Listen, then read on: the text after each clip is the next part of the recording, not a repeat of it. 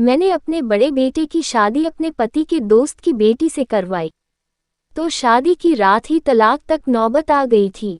मैंने गुस्से में आकर अपने बड़े बेटे को घर से निकाल दिया और दूसरे बेटे से उसकी शादी करवा दी, लेकिन दूसरे बेटे ने भी शादी की रात ही उसे तलाक दे दी।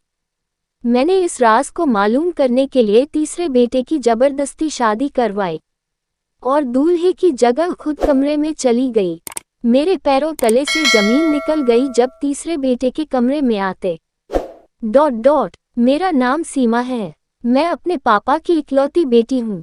मेरी शादी एक बहुत अच्छे खानदान में हुई थी।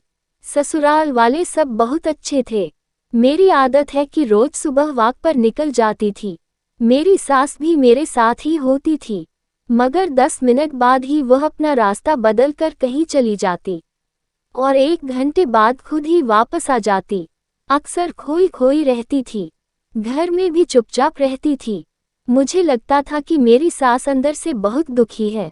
मैं बहुत कोशिश करती कि वह मुझे अपने दिल का दर्द और हाल बताए, मगर ऐसा नहीं करती थी। मैं एक अस्पताल में डॉक्टर थी। एक दिन दोपहर को अस्पताल से घर आते हुए मैंने अपनी सास को जेल से बाहर देखा।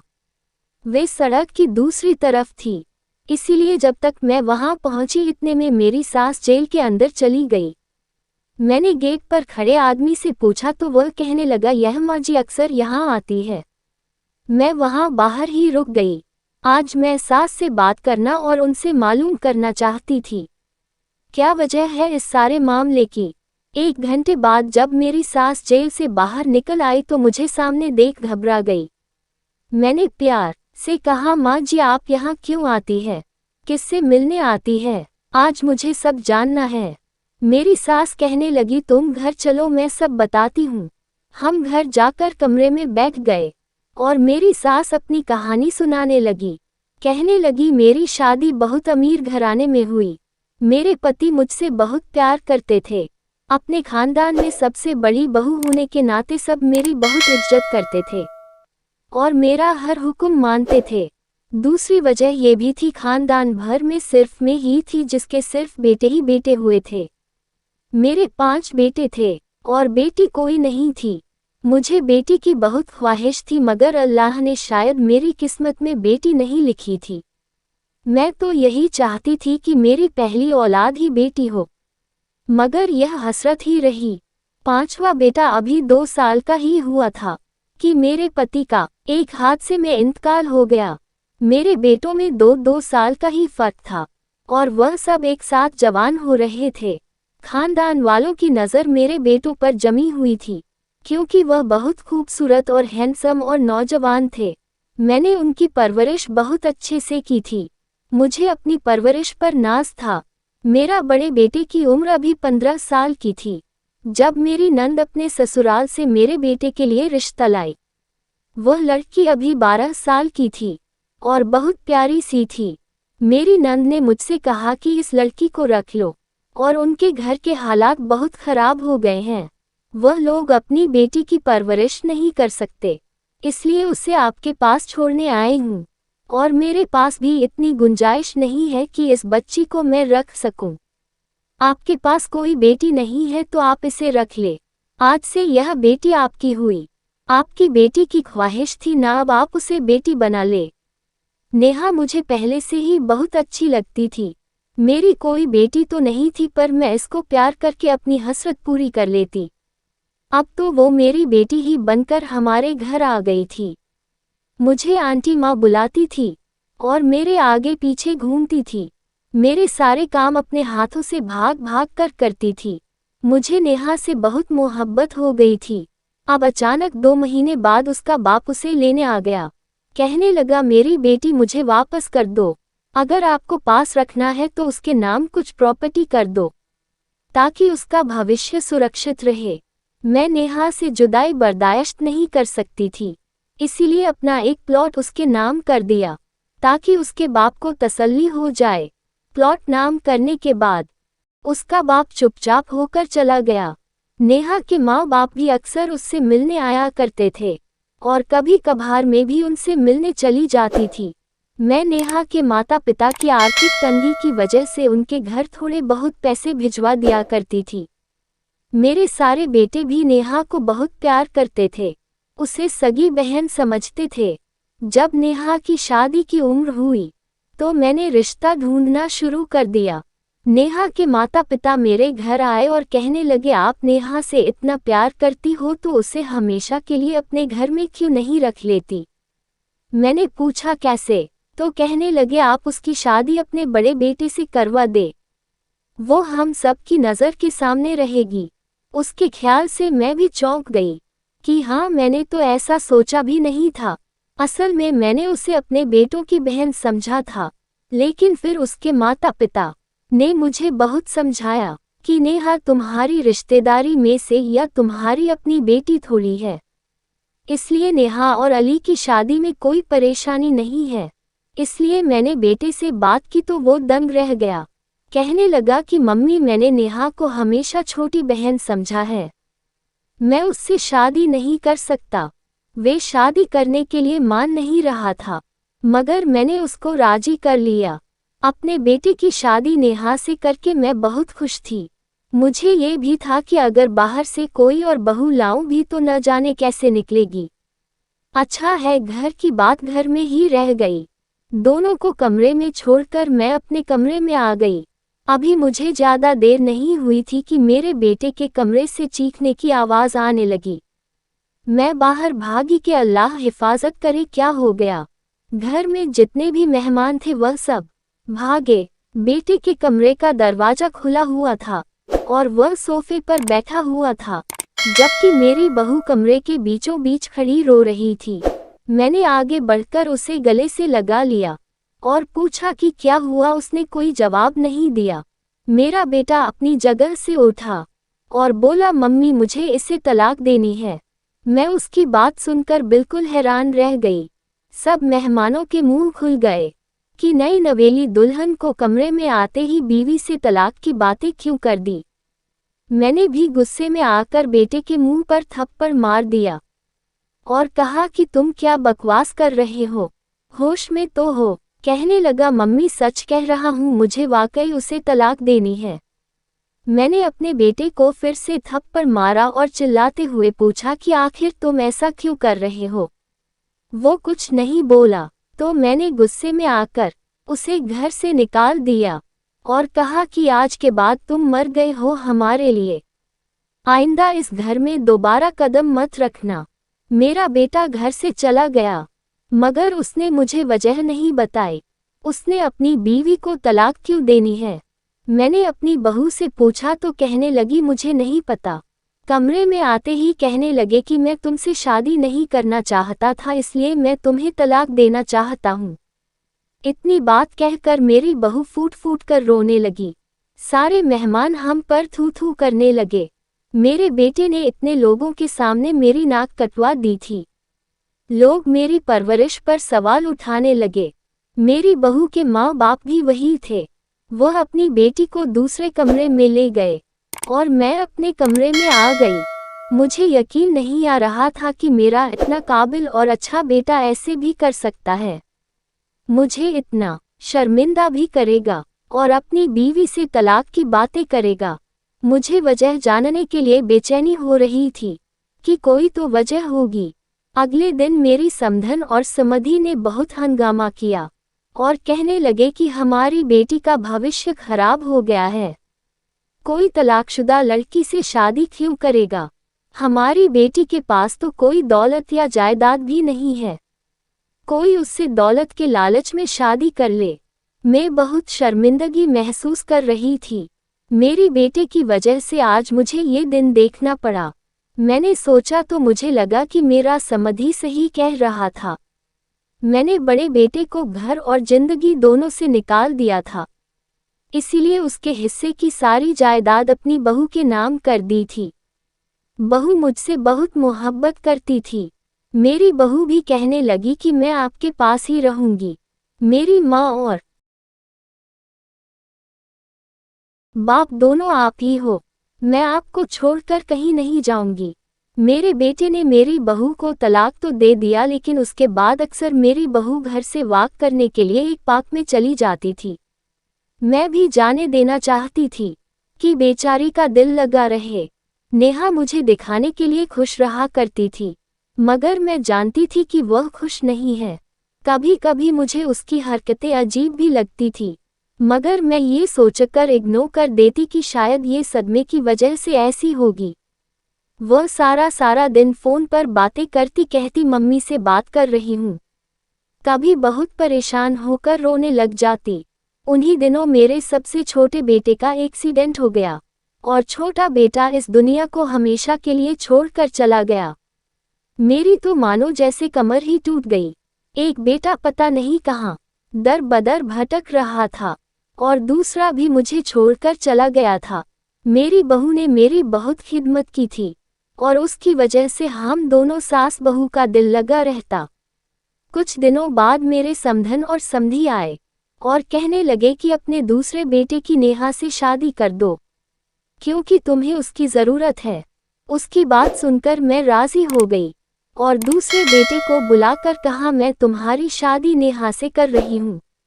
वह नेहा की उम्र का ही था, लेकिन फिर भी वह हिचकिचा रहा था। कहने लगा, भाई ने मुझे पता नहीं क्यों तलाक दी है, मैं कैसे उससे शादी कर लूँ। मैंने बेटे को अपनी कसम देकर राज़ी किया कि मेरा मरा हुआ मुंह देखेगा अगर तुमने नेहा से शादी नहीं की तो। वह राज़ी हो गया और नेहा से शादी कर ली। मेरी बहू बेचारी, उसने तो मुझे साफ कह दिया था कि आप मेरी माँ हैं, किसी गरीब से भी शादी करोगी तो कर लूँगी। उन दोनों की शादी करवा कर मैं बहुत पुरसुकून हो गई थी कि अब सब ठीक हो जाएगा, लेकिन दिल में कहीं बेचैनी भी लगी हुई थी कि मैं सब ठीक होने की दुआएं कर रही थी। अपने कमरे में आ गई। कुछ देर हुई थी कि फिर से वही हुआ जिसका मुझे डर था। मेरे बेटे के कमरे से चीखने की आवाज़ आ रही थी। मैं अपने आप को संभालती हुई भाग कर गई तो सामने का वही मंजर देखा। मैं एक बार वह मंजर पहले भी देख चुकी थी। मेरे उस बेटे ने भी मेरी बहू को शादी की पहली रात ही तलाक देने की बात कही थी। मैंने वजह पूछी तो कहने लगा कि कोई वजह नहीं है और खुद ही घर छोड़कर चला गया। यह मामला मेरी समझ से बाहर था। आखिर ऐसी क्या वजह थी कि मेरी बहू को एक बार फिर से तलाक हो गई थी। उस बेचारी का तो घूंघट भी नहीं उठाया गया था। एक बार फिर हमारी बहुत बेइज्जती हुई। लोग कहने लगे उनके घर को किसी की नज़र लग गई है।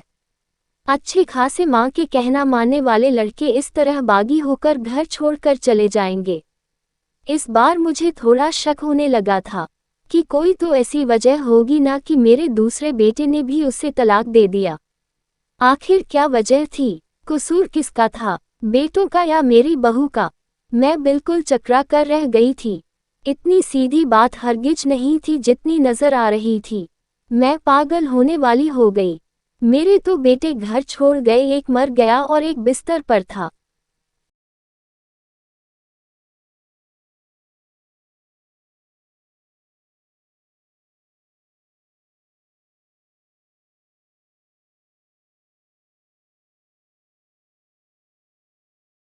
अब तीसरे नंबर वाला ही रह गया था। अजीब बात थी कि मेरी बहू ने इस बार भी अपनी माँ बाप के साथ जाने से मना कर दिया, लेकिन मेरे साथ रहते हुए भी वो मेरे पास नहीं होती थी। हर वक्त कमरे में बंद रहती थी। मैं एक दिन बीमार हो गई तो अपने बेटे के साथ डॉक्टर के पास चली गई। वापसी पर मैंने बेटे से कहा, भूख लग रही है, कुछ खा लेते हैं। हम दोनों एक रेस्टोरेंट में आ गए। तभी हम दरवाजे पर ही थे कि मैंने अपने बड़े बेटे को देखा। वो किसी लड़की के साथ बैठा हुआ था। उस लड़की की हमारी तरफ पीठ थी, इसलिए मैं उसको देख ना सकी। मैं चुपचाप बेटे को लेकर एक कोने में बैठ गई। इतनी दूर से मुझे उन दोनों की बातों की आवाज़ तो नहीं आ रही थी, मगर लग रहा था कोई परेशानी वाली बात है। तभी वह दोनों बहस कर रहे थे। थोड़ी देर बाद मेरा बेटा जिस लड़की के साथ वहां से बाहर निकला, उसे देखकर मैं शक में पड़ गई थी, क्योंकि वह तो मेरी बहू जैसी रही थी, मगर चूंकि उस लड़की ने अपना मुंह ढका हुआ था इसलिए मैं पहचान नहीं पाई। फिर मैंने सोचा, मेरी बहू यहाँ कैसे आ सकती है? भला उसकी तो तलाक हुई है। वह क्यों आएगी यहाँ? मैंने उसी वक्त घर पर कॉल की नौकरानी को कहा कि देखो जरा नेहा घर पर है। नौकरानी ने कुछ देर बताया कि नहीं जी वह तो घर पर नहीं है। मेरा शक फिर से अपनी बहू की तरफ बढ़ गया। घर आकर मैंने अपनी बहू पर नज़र रखना शुरू कर दी। उसकी कोई खास ऐसी बात मुझे नज़र नहीं आई, सिवाय उसके कि वह कभी कभी अकेली बाहर चली जाती थी। एक दिन में भी उसके पीछे पीछे चल पड़ी। मुझे उस वक्त झटका लगा जब नेहा मेरे दूसरे नंबर वाले बेटे से मिली। वह काफ़ी छुपकर उससे बात कर रही थी। वह आकर मेरे बेटे से मिल रही थी। और किस लिए और क्यों? उन्होंने तो उसे तलाक दे दी थी ना। मैंने नेहा से कई बार पूछने की कोशिश की थी कि मेरे बेटे ने तुम्हें तलाक क्यों दी थी, मगर वह कुछ बताती ही नहीं थी। और फिर मैंने ये राज जानने का फैसला कर लिया और एक दिन नेहा से कहा कि मैं तुम्हारी तीसरी शादी अपने तीसरे बेटे से करवाना चाहती हूँ। क्या तुम राजी हो? मेरी बहू कहने लगी आप मेरी माँ हैं, जो चाहे मेरी जिंदगी के साथ करें। आपको हक है। मैं उसकी शादी सिर्फ इसलिए अपने तीसरे बेटे से करवाना चाह रही थी कि राज का पता चला सकूं कि आखिर ऐसा क्या होता है, या फिर वह मेरे बेटों से क्या कहती है कि वह उसे तलाक दे देते हैं। मैंने शादी तय कर दी। मेरी बहू बहुत खुश लग रही थी। मेरा बेटा उससे 2 साल छोटा था, मगर उसने फिर भी मेरे फैसले पर सर झुका दिया। शादी वाली रात मैंने बेटे को कहा मेरी तबीयत ठीक नहीं है, जाओ मुझे दवा ला दो। वह कपड़े बदल कर चला गया। उसके जाने के बाद मैंने उसकी शेरवानी पहनी और उसकी जगह खुद कमरे में चली गई और चेहरे पर सेहरा डाल दिया। मैं कमरे का दरवाजा खोलकर अंदर चली गई। देखा तो मेरी बहू बेड पर बैठी हुई थी। अपने दूल्हे को देखते ही उठ खड़ी हुई और खुद ही कहने लगी, मैं जानती हूँ तुम मेरे पति हो, मगर मैं इतना कहना चाहती हूँ कि मैंने तुम्हें हमेशा अपना छोटा भाई समझा है। मैं तुम्हें इस रूप में कबूल नहीं कर सकती। तुम्हें याद है मैं और तुम इकट्ठे बचपन में खेला करते थे और मैं तुम्हारे लाड उठाया करती थी। मैंने तुम्हें भाई का दर्जा दिया है, मैं तुम्हें पति का दर्जा नहीं दे सकती। और तुम्हारी माँ ने मेरी शादी जबरदस्ती तुमसे करवा दी और तुम्हारी माँ ने ही कहा था कि तुम तलाक मांग लेना। तुम्हारी माँ बस दुनिया के सामने सर ऊंचा करना चाहती हैं कि उन्हें अपनी बहू से कितना लगाव है। मेरी पहली शादियां भी उन्होंने करवाए और तलाक भी उन्हीं के कहने पर तुम्हारे भाइयों ने मुझे दी थी। आज भी तुम्हारी माँ ने मुझे कमरे में भेजने से पहले ही कहा था कि मेरे बेटे को मेरा संदेश दे देना कि वह तुम्हें तलाक दे दे।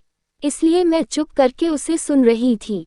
उसने कहा कि तुम्हें मेरी बात पर यकीन नहीं आता तो मेरी माँ से पूछ लो।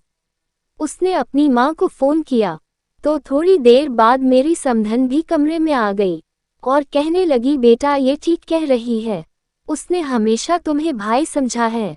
उसने तो तुम्हारी माँ को बहुत मनाया और मना किया था कि शादी ना करो, मगर वह न मानी। मेरी बेटी तुम्हें पति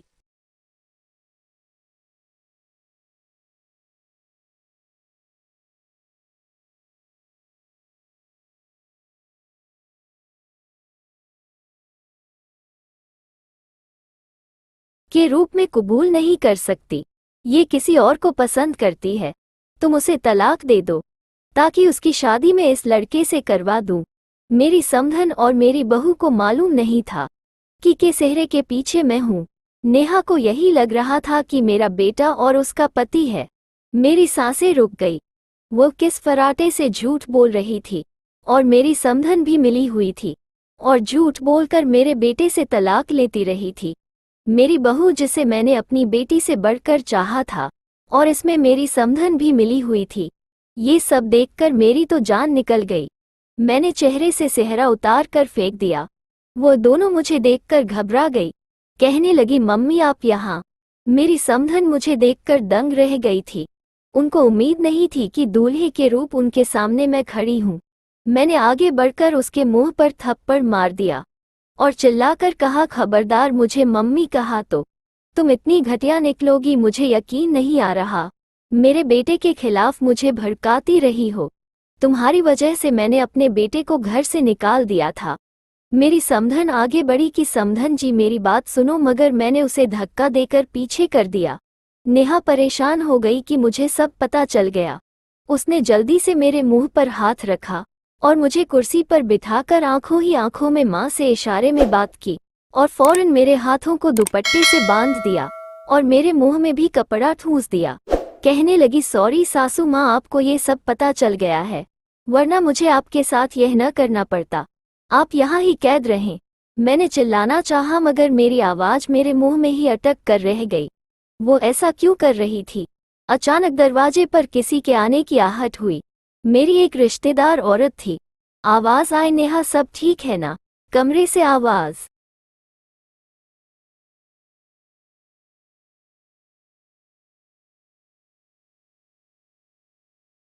आ रही थी। नेहा ने दरवाज़ा खोलने की बजाय वहीं से कह दिया, हाँ जी सब ठीक है, आप जाकर आराम करें। उसने कुर्सी समेत मुझे बाथरूम में बंद कर दिया। थोड़ी देर बाद मुझे आवाज़ सुनाई दी अपने बेटे की। वह मुझे पूछ रहा था कि मम्मी कहाँ है, और वह कह रही थी कि वह अपने कमरे में होगी। मेरा बेटा यकीनन मुझे ढूंढता रहा।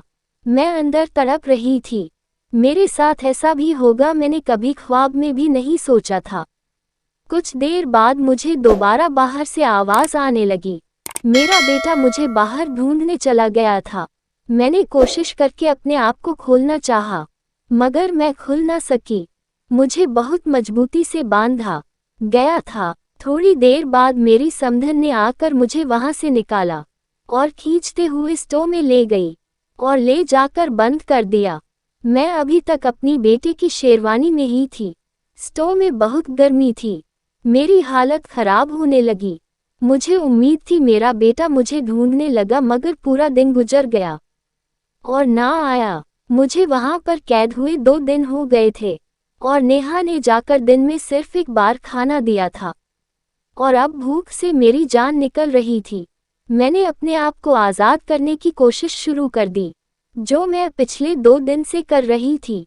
शाम तक मैंने जोर लगाकर कुर्सी को काफ़ी ढीला कर लिया था और रात तक मैंने अपने आप को छुड़ा लिया। रात को जैसे ही दरवाज़ा खोलकर नेहा अंदर आई, मैंने स्टोर रूम में रखा हुआ डंडा उठा लिया और उसके सर पर मारकर उसे बेहोश कर दिया और खुद भागते हुए स्टोर से बाहर आ गई। मेरा बेटा बेचारा मुझे ढूंढ ढूंढ कर थक गया था। मैं चीखते हुए बेटे को आवाज़ देने लगी। मेरी आवाज़ सुनते ही भागकर मेरे पास आ गया। मेरी हालत बहुत बुरी हो रही थी। मैंने उसे बताया, तुम्हारी बीवी नेहा ने मुझे अगवा कर लिया था और स्टोर रूम में मुझे बंद कर दिया था। मैं वहां बेहोश हो गई थी। होश आया तो अस्पताल के बेड पर पड़ी थी।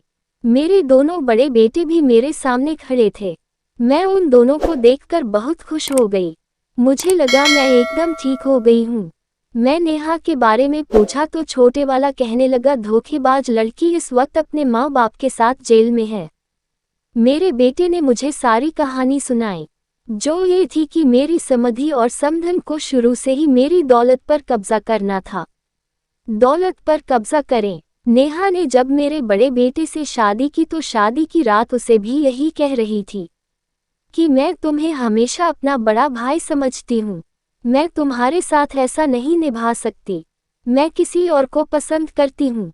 मुझे तलाक दे दो। उसका मकसद था कि एक एक करके मेरे बेटे को घर से निकलवा दे, ताकि मेरी दौलत की अकेली मालकिन बन जाए। उसका प्लान कामयाब हुआ और मैंने बेटों को घर से निकाल दिया। उसने मेरे दूसरे बेटे को भी यूं ही कहकर तलाक ली थी और घर से निकलवा दिया। बाद में ये सच्ची होने की खातिर उनसे मिलती रही और उनको कहती कि तुम्हारी माँ ने तुमको घर और जिंदगी दोनों से निकाल दिया है, तुम लोग भी उससे अपना रिश्ता तोड़ लो और कभी घर वापस न आना। उन लोगों ने दौलत के लालच में मेरे छोटे बेटे का जानबूझकर एक्सीडेंट करवाया था कि वह दोनों मर जाए। ये तो अल्लाह की मर्जी है कि एक की जिंदगी बच गई। उन तीनों ने मिलकर मेरे हंसते खेलते परिवार को उजाड़ डाला था। मेरी बेटी कहते जुबान नहीं थकती थी और वह इस तरह बुरी निकली कि मेरे घर को ही खा गई, और यह सब उसे उसके माँ बाप ने सिखाया। आज वह तीनों जेल में है मैं कभी कभी जेल में नेहा से मिलने जाती हूँ। आखिर मैंने उसे बेटी समझकर पाला था। उसे देखने का दिल करता है तो चली जाती हूँ। वह मुझसे माफ़ी मांगती है, मगर मैं उसे माफ़ नहीं कर सकती। उसने मेरे बड़े बेटे को मुझसे छीन लिया जो किसी सूरत वापस नहीं आ सकता था। इतना सब बताकर मेरी सास कहने लगी, मैंने अपने तीनों बेटों की दोबारा शादियां कर दी। बड़े बेटे अली की तुमसे कर दी। आज मेरे बेटे अपने घर में बहुत खुश हैं। मैं सुबह तुम्हारे साथ वॉक पर जाती हूँ तो वहाँ से रास्ता बदलकर अपने मरे हुए बेटे की बख्शीश के लिए 1 घंटा उसकी कब्र पर कुरान पढ़ती हूँ। मेरे दिल को बहुत सुकून मिलता है।